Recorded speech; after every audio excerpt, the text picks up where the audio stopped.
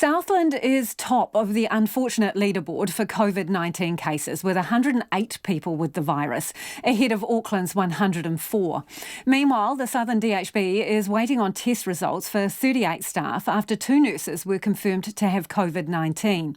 The area has 2 significant clusters, one linked to a wedding, the other to the World Hereford conference in Queenstown.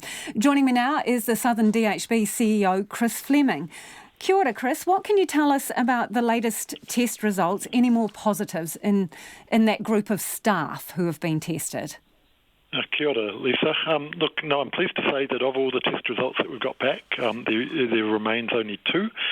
We have extended the testing we initially extended the testing to cover 36 staff, but we have extended it now to cover absolutely all the staff, which is a total of 83. We're waiting for about 20 results to come back. So you've got about 20 results outstanding. Everyone else in those tests, bar the 2 nurses, has come back negative? That's right. And so we've got a total of 21 staff currently now in isolation, the 2 positives plus the close contacts of those 2 nurses. As we speak, the inpatient unit at Lakes District Hospital is being reopened tonight. Okay, so what do we know about how the 2 nurses got infected? Do we know if it was in a work situation or social surroundings? We don't know that, and that is why we took the measure to test absolutely everyone within the hospital setting to make sure that if there was transmission from within the staff, we would pick that up.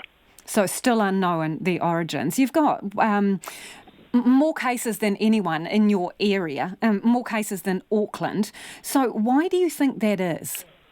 Well, look, I think that's a fact of the fact that firstly, our district does have a very heavy influence on tourism, and so the early cases in the Queenstown region. We've obviously also been the host of the Hereford conference, and as you talked about earlier, a couple of clusters associated with weddings, etc. The staff that you have off in isolation, what challenges is this presenting for you in terms of resources?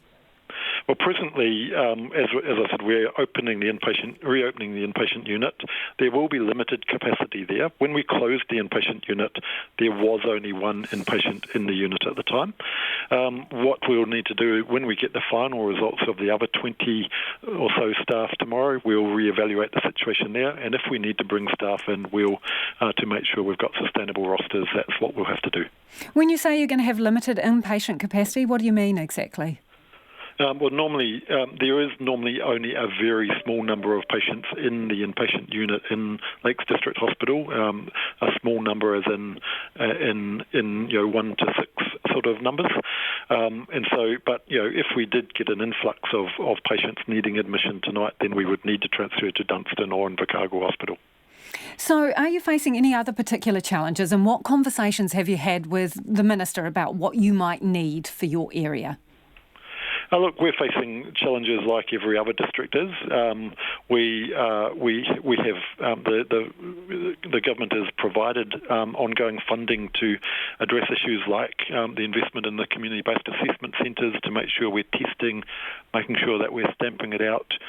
We have invested additional resources in terms of making sure we've got infrastructure and support for if the case numbers do rise, that we can manage them appropriately. So in terms of that, has any physical work been done at Dunedin and Invercargill hospitals to prepare for Covid-19? Like, some hospitals have built new ICU areas, others have knocked down walls or changed layouts. Have you done any physical work? Well, we've done some minor physical work in terms of modifying the way patients flow into the hospital, particularly separating red and green areas in both Dunedin and Southland hospitals.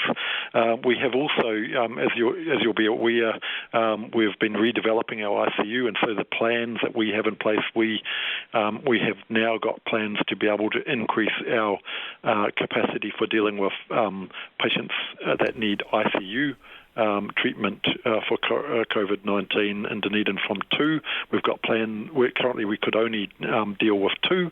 We now have plans in place to be able to cope with 32, which would be done in stages as and when the need arises. So a lot of future planning was around the new hospital. Is that still going to go ahead? Absolutely. The challenge is, the new hospital is a 10-year horizon. It is really important that we continue to make some progress on that. But is that horizon going to be pushed out significantly? I think it's too early to tell at this stage. We're continuing with the planning. One of the ironies is that one of the community-based assessment centres that we have established, the one in Dunedin, happens to be in a building that will be future demolition for the new Dunedin Hospital, but that is in a later stage of the construction process, so at this stage should not impact activities.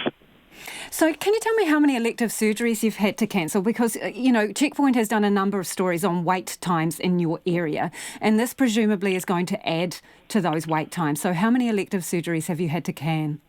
I can't tell you the number. What I can tell you is that we've cancelled about 50% of our elective surgical activity, and but some of that is being replaced by bringing forward urgent, non-deferrable surgery like cancers, etc., bringing them forward and treating them earlier so that we can be in the best position for if the hospital demand increases. Presently, the emergency department presentations across the entire district are down at about half, and today Dunedin Hospital's occupancy was only about 50%. So we are prepared, we're ready, but we obviously aren't doing deferrable activity at the moment. We aren't doing deferrable activity. Understood. Appreciate your time this morning. This afternoon. That's Southern DHB CEO Chris Fleming there.